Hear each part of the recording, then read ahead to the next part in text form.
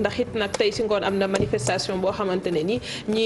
yëngu ngir ñu sàmm littoral bi ñu ngi koy amal du ñàkk dinañ ci dellusiwaat ak suñu gan leneen nit lu am solo bokk na ci li nga xamante ne ni mooy mbirum coronavirus ak it yoo xamante ne dina laal 23 juin loolee yëpp dinañ ci dellusiwaat ak Abdou Latif Coulibaly mi nga xamante ne mooy porte-parole présidence de la République gannaaw 20h bi lay doon pàcc bu njëkk bi ñu ñëw ba tey ci xeex bi nga xamante ne ñu ngi koy xeex coronavirus taxawaay bi yi nga xamante ne yenn organisation yi ñu ngi ci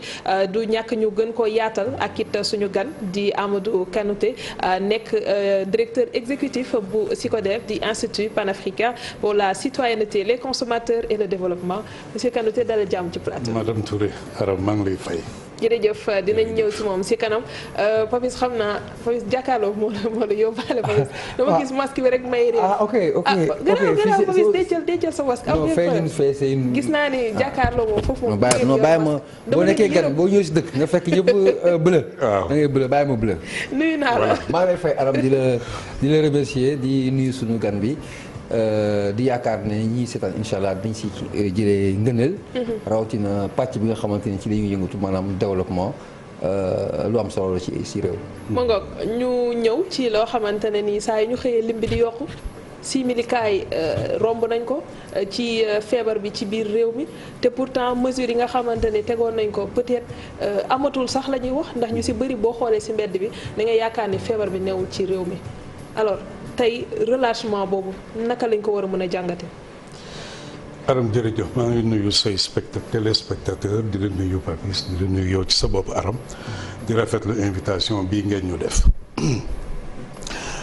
relâchement boobu nga wax bàyyandiku boobu nga wax loo xam ne rek ci daf ñoo tiital ñu ñëpp daf ñoo tiital parce que tout simplement boo xoolee comportement wu nit ñi ba affaire bi tàmbalee depuis le mois de mars dafa mel ni dañoo commencé daal di ne lii amul. ñuy dox di dox nit ñi commencé di boddi ay nit ni leen am nañu ko di ko ñaawlu wala boog di am loo ci rus muy stigmatisation bi boddi. waaw daal di ne njabootu Papis am nañu ko njabootu Amadou am nañu ko léegi dafa mel ni stigmatisation boobu dafa xaw a wàññeeku. sauf dans certaines zones comme ay Sédhiou wala yeneen zone suñu point focaux yi ñu ngi ñuy tottali ne ba léegi am na zone yoo xam ni ay stigmatisation dafa. nemmeeku nañ ko ci enseignants yi surtout sax bi ñu leen di déplacé. ma ne nemmeeku nañ ko it ci enseignants yi bi ñu leen di déplacé. très bien léegi ñu avancé daal di yegg ci relâchement bi ngay wax parce que dañoo dem ba nit ñi ni ñu déggee suñuy kilifa ni ñuy waxee dañoo dem ba daal di ne ñoom feebar bi. est-ce que am na loolu la ñu toll fi mu ne mooy weddi feebar bi le déni de la maladie. te loolu moom laa gën a ragal ci mbir mi. léegi la mooy nekk seen taxawaay en tant que organisation ñun en tant que organisation. par rapport à justement spécifiquement li ngay wax nii. waaw déni boobu yéen lan ngeen si réagir. déni boobu suñu point focaux yi li ñuy def mooy ñu ngi continuer dañu am ay points focaux ci fukki région ak ñeent yi nga xam ne ñoo nekk Sénégal ñoo xam ne ñoo fa toogal SYCODEV di fexe di sensibiliser nit ñi ñu ci bëri ay bàjjanu gox lañu ñu ci bëri ay ndeyu daara lañu ñu ci bëri c'est des agents de développement yu ànd ak SYCODEV di liggéey ak ñoom seen liggéey fi mu ne mooy dem sensibiliser nit ñi wax ak ñoom surtout di leen expliquer ni leen feebar bii li ngeen di wax amu ci. fi mu ne c'est la bataille de la communication moo fi ne xam nga ay nit buñ toogee daal di. est-ce que mën nañu ko gagner est-ce que c'est pas trop tard. est-ce que c'est pas trop tard wala c'est le moment plus que jamais c'est jamais trop tard de reprendre. gis nga Papis. et cette fois-ci ban côté la ñu war a dem parce que je crois que bu fekkee ne basiquement boo ko jëlee considération da ngay wax ne les gens ont assez communiqué mais réceptivité bi moom moo perception bi moom moo amagul parce que comportement yi wane wu ko maintenant qu'est-ce qu'il va falloir recorriger en urgence. xam nga loo ci gis rek. dafa mel ni dafa am benn wax bu ñu wax mu daal di susciter daal di créer benn comportement da ngay wax benn affaire ma jàpp ko daal di comporter wu selon li nga wax pour ma dindi loolu comportement boobu lan nga mën a def wax dindi wax jooju te loolu moo am mooy suñu problème fii mu ne suñu problème mooy bu fekkee dañoo dem ba daal di ne vivons avec le virus nit ñi daal di koy jàppee daal di ne kon ba virus bi doon na loo xam ne mën naa ànd ak moom mën naa dëkk ak moom dafay wàññi ni nga doon comporté woo sawarte gi nga amoon takk masque dégg nga di bañ a joxe loxo yooyu yëpp. kon wax jooju waruñu ko woon wax vivons avec le virus. exactement wax jooju am na loo xam ni wàññi na ko lu bëri ci comportement wu nit ñi mais bu ñu demee itam bay am des leaders d'opinion ñoo xam ne nit ñi dañ leen di bàyyi nopp di leen may nopp di leen déglu ñooñu toog naan feebar bi amul boo demee daal di sóobu géej rek naan ci ndox bi feebar bi du la dal xale yi dégg ko ñu ubbi plage yi xale yi dem plage kenn takkatul masque. looy def wax ngay def ay comportement nga war a changer éducation la dootul information rek. alors socio-anthropologue yi ñoom dañuy wax ne peut-être démarche bi ni ñu koy doxalee des na ndax boo njëkkee ci relais yooyu nga tudd léegi bàjjenu gox yeeg ndeyu daara yeeg ñoom seen dañuy fàtte ni communauté bi ñoom am nañu seen perception bopp ni Papis doon wax li nga xam ne jàppee nañ ko feebar bi est-ce que waruñu wàcc ci communauté boobu déglu leen ba pare xam naka ngeen di ajuster peut-être wax boobu nga xam ne jëmee ngeen ko ci ñoom. absolument booy communiquer dafa am ki koy wax fi mu koy waxee ak naka la koy waxee ñett yooyu ñoo ànd xam nga bu fekkee comme leader d'opinion bi ma ni dafa wax loolu rek xale yi daal dem soobu géej particulièrement dans les quartiers périurbains parce que leader boobu c'est quelqu'un qui est respecté dans le milieu de la lutte et on sait que dans le milieu de la lutte il y a des modèles fu mu ne ay modèles lañu Sénégal donc ñooñu xale yi dañ leen di jàpp daal di ne ñii buñ ko waxee dëgg la nga toog mu am ñoo xam ne dañuy ñëw daal lay ni feebar bi amul suñu kilifa yi ñoo koy wax rek pour am xaalis suñu kilifa yi ñoo koy wax rek pour que dette bi ñu dindi ko. kooku foog nga ñëw ci plateau bu mel ni seen plateau bi daal di ko fiy wax expliquer pour ñu dégg ko alors yooyu yëpp nag mooy communication bi du doy mukk fii ba mbas mi di fi jógee communication bi di doy mukk maa ngi gis kenn ci seen reporter yi di dem dans les différentes régions di jàngal nit ñi wala di laaj nit ñi lu tax takkuloo sa masque di def ay tournées comme ça dans différentes zones du pays c'est exactement le genre de choses qu'il faut faire. nit ñi ñoo loof. nit ñi dañoo loof. dañoo loof dafa am période boo xamante ne dañ leen téye seen biir kër yi. waaw moytu leen bu leen génn def leen lii. moo xaw a yàgg.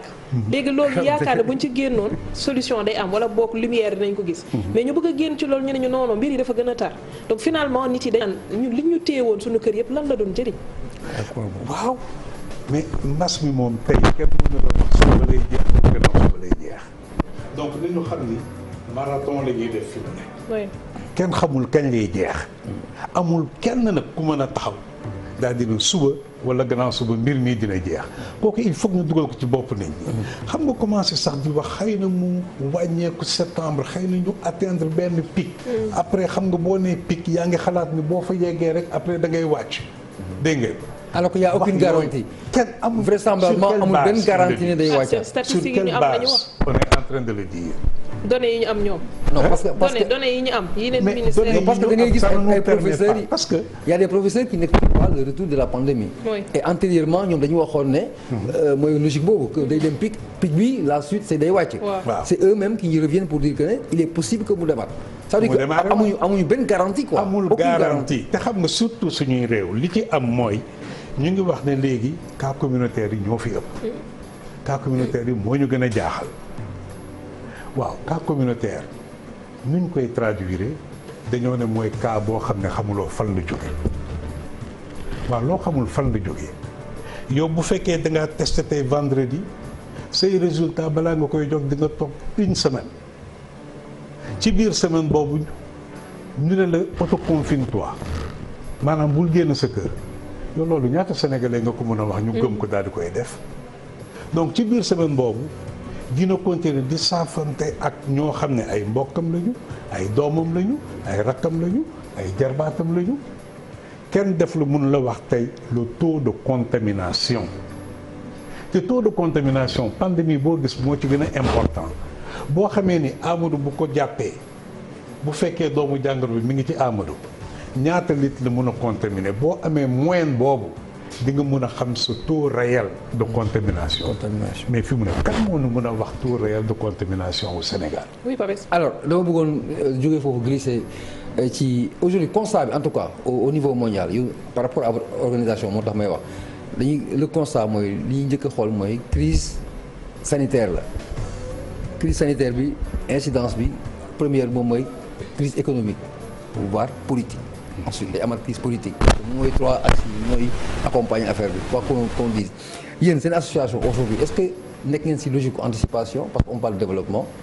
yéen fan mooy seen taxawaay par rapport ak cas au Sénégal en tant que ñu ñëwaat ci politique de santé yi nga xamante ne mën nañ ci greffé wu aujourd'hui lan mooy seen prévision par rapport ak suñu situation ñun en tant qu'organisation. xam nga jàngoro boo gis wala crise boo gis. da nga koy jàngat daal di xool ndagam am na loo xam ne mën nga ko ci jëlee mu amal la njëriñ gis nga crise bi am na lu bëri loo xam ne donte métti na am na lu bëri loo xam ne mën nañ ko ci jàng loo xam ne dinañu amal njëriñ Papis da ngay xool rek ne tey gel hydroalcoolique tey mën nañ ko produire wane nañ ne dañ koy mën a produire ci biir réew mi respirateur nga xam ne ñi ñuy nekk réanimation bu ñu soxlaa ngelaw oxygène respirateur moo leen koy jox réew mi te la ñu fi statistique yi ma jotoon a gis dañ ne woon 20 moo fi am maanaam bu fekkee am na benn nit bu tegu ci kaw ñaar fukk yooyu rek fokk mu xaar ba kenn jóge fi ñu doog ko mën a defar respirateur tey mën nañu defar respirateur suñu université yi mën nañ ko defar xoolal li ñu def ci affaire distribution alimentaire bi dañoo fexe daal di jënd d'abord lépp luy production nationale ba mu jeex ñu doog a dem jëndi produit importé ceeb yooyu ay opportunité la lim ñuy jàngal mooy compter sur vous-même d'abord suñu souveraineté maanaam mënal suñu bopp defal suñu bopp ci bépp anam guñ ko mën a am rek nañ ko def